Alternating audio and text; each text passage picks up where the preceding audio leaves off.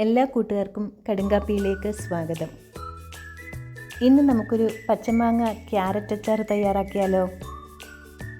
എങ്ങനെയാണിത് തയ്യാറാക്കുന്നതെന്ന് നോക്കാം. ഞാനിവിടെ എടുത്തിരിക്കുന്നത് 1 കിലോ പച്ചമാങ്ങയും 1/2 കിലോ ക്യാരറ്റുമാണ്. 100 ഗ്രാം ഇഞ്ചി കഴുകി വൃത്തിയാക്കി കനം കുറഞ്ഞ് നീളത്തിൽ അരിഞ്ഞെടുക്കുക. പിന്നെ വേണ്ടത് വെളുത്തുള്ളിയാണ്. അതും 100 ഗ്രാം തൊലി കളഞ്ഞ് വൃത്തിയാക്കി നീളത്തിൽ അരിഞ്ഞെടുക്കുക.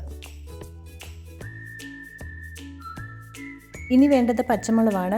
നമുക്ക് എരിവിന് ആവശ്യമുള്ള പച്ചമുളക് ചെറുതായി അരിഞ്ഞെടുക്കുക.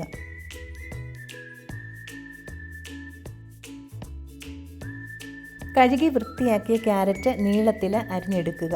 കനം കുറച്ച് വേണം അരിഞ്ഞെടുക്കാൻ വേണ്ടിയിട്ട്. മാങ്ങയും അതുപോലെ തന്നെ നീളത്തിൽ അരിഞ്ഞെടുക്കുക.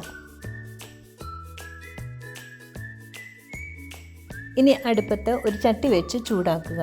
ഞാനിവിടെ മൺചട്ടിയാണ് എടുത്തേക്കുന്നത്. ചൂടായ ചട്ടിയിലേക്ക് 2 ടേബിൾ സ്പൂൺ എള്ളെണ്ണ ഒഴിക്കുക. അച്ചാറിടാൻ എള്ളെണ്ണയാണ് ഏറ്റവും നല്ലത്. ചൂടായ എണ്ണയിലേക്ക് 1 ടീസ്പൂൺ ഉലുവ, 1 ടീസ്പൂൺ കടുക് എന്നിവയിട്ട് മൂപ്പിക്കുക. ഇതിലേക്ക് അരിഞ്ഞു വെച്ചിരിക്കുന്ന ഇഞ്ചി ചേർത്ത് നന്നായി വഴറ്റിയെടുക്കുക.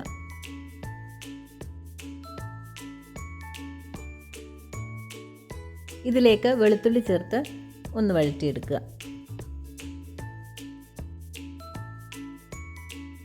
ഇഞ്ചിയും വെളുത്തുള്ളിയും ഒന്ന് നന്നായി വഴണ്ടി വന്നതിന് ശേഷം അതിലേക്ക് അരിഞ്ഞു വെച്ചിരിക്കുന്ന പച്ചമുളക് ചേർത്ത് വഴറ്റിയെടുക്കുക.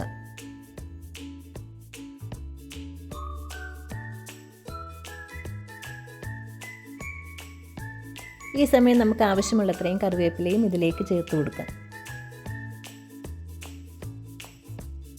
ഇതെല്ലാം നന്നായി ഒന്ന് വഴണ്ടതിന് ശേഷം അതിലേക്ക് 1 ടീസ്പൂൺ മഞ്ഞൾപ്പൊടി, 1 ടീസ്പൂൺ കായപ്പൊടി എന്നിവ ചേർത്ത് കൊടുക്കുക.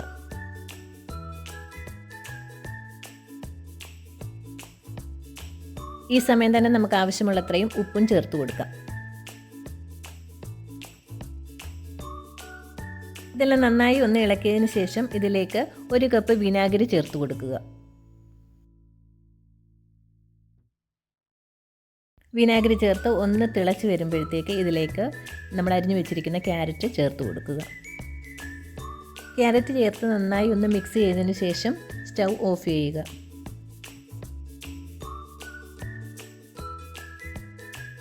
ഇതിലേക്ക് അരിഞ്ഞു വെച്ചിരിക്കുന്ന മാങ്ങ ചേർത്ത് നന്നായി ഒന്ന് ഇളക്കി യോജിപ്പിക്കുക. ഈ സമയത്ത് ഉപ്പ് നോക്കിയിട്ട് ആവശ്യത്തിന് ഉപ്പ് വീണ്ടും വേണമെന്നുണ്ടെങ്കിൽ ഇടാവുന്നതാണ്.